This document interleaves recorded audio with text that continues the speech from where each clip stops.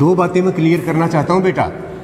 पहली तो ये, सिर्फ और सिर्फ आप लोगों की बात करेंगे, ना मैं अपनी करूं ना किसी तीसरे की करूं। दूसरी ये, जब आपको लगे कि फालतू की बात कर रहे हैं, थोड़ा सा इशारा कर देना, फटाक से कुर्सी पे जा बैठो, नो टेंशन एट ऑल। लेकिन ये नहीं हो सकता कि आज के लेक्चर के बाद आप घर जाओ और कोई दिमाग में आपके कोई बात ना चले। मैडम कह रहे थे जी डिस्टर्ब हो जाएंगे, ये हो जाए। मैंने कहा सिर्फ एक बार बैठा दो, उसके बाद मेरी जिम्मेवारी है को खड़ा होकर दिखा देना, क्योंकि हम बात इस तरह की करेंगे जो सिर्फ और सिर्फ आपकी है। आपने आज तक नहीं सोचा होगा, मैं अभी बताऊंगा और आप सोचना। करें शुरू? टेंशन बिल्कुल भी नहीं लेना हमने। आपने देखा होगा साईं बाबा, समझते हो? शंकराचार्य का नाम सुना? बुजुर्ग बुजुर्ग से हैं, दाढ़ी सी है। सिखों के 10 गुरु सुने होंगे। देवियां भी देखी हैं। जितने भी हमारे देवी देवता हैं, देवताओं में खूब सारे बुजुर्ग हैं, बूढ़े हैं, दाढ़ी वाले हैं। क्या आपने आज तक कोई देवी बूढ़ी देखी है? कोई तस्वीर देखी किसी बूढ़ी सी और ऐसे झुर्रियां पड़ी हुई हों? और ये क्यों भाई, देवियां हमेशा जवान रहती हैं? सोचा आपने कभी? नहीं होता ना ऐसा।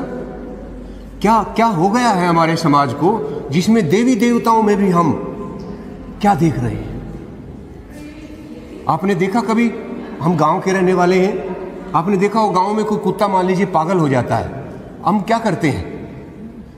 पकड़ लेते हैं उसको, एक तरफ बांध देते हैं। कई सारे कुत्ते हो जाए पागल तो हम उनको इकट्ठा करके बांध देते हैं, और बहुत ही ज्यादा पागल हो रहे हो तो लठ लेके उसको मार देते हैं।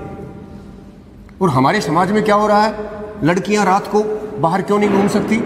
क्योंकि बाहर पागल कुत्ते के दिमाग वाले लोग घूम रहे हैं। होना तो ये चाहिए था, जो पागल कुत्तों जैसे हैं उनको बंद कर देते और हम फ्री घूमते। और हो क्या रहा है? पागल कुत्ते बाहर घूम रहे हैं और हम बंद कर रखे हैं। सोचा आपने कभी इस तरह? क्यों है ऐसा हमारे समाज में?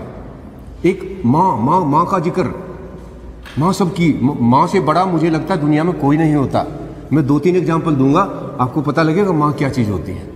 हालांकि हमें पहले भी कोई डाउट नहीं है, पर फिर भी घर में मम्मी पापा सबसे पहले इंसान होते हैं जो हमें पैदा करने के बाद हमें दिखाई देते हैं।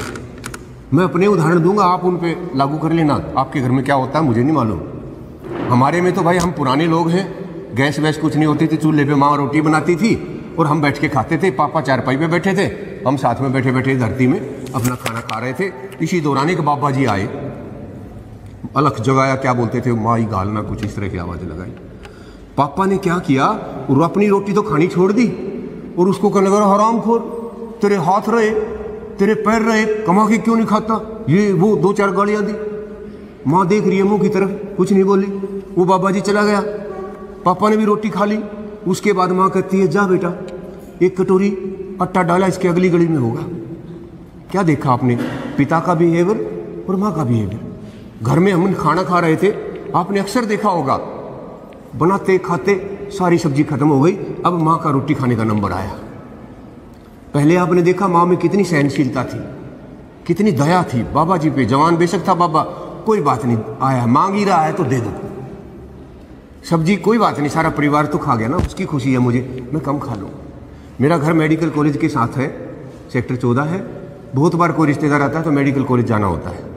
कितनी ही बार मैंने देखा है महिला अपने हस्बैंड के पैर दबा रही है, पट्टी बदल रही है, कुछ कर रही है। मैंने आज तक नहीं देखा कोई मर्द का बच्चा अपनी वाइफ को इस तरह से उठाए और उसके पैर दबाने लग रहा हो। क्या देखा आपने? कितना त्याग है। आप देखोगे समाज में चारों तरफ हो रहा, किसी की वाइफ मर जाती है, दूसरी शादी करेगा, फिर उससे बच्चे पैदा होंगे, फिर पहले वाले बच्चों का उनका झगड़ा करेगा, फिर वो दारू पीकर सत्यानाश। वाइफ का किसी का हस्बैंड मर जाता है, उन बच्चों को इतना अच्छी तरह पालती है, माँ भी बनती है और उनका बाप भी बनती है, और उन बच्चों को ये रियलाइज करवाती है कि इस दुनिया में माँ से बड़ा कोई नहीं है। उस मातृशक्ति का हम ये सम्मान कर रहे हैं तो हमारा समाज कहाँ जा रहा है?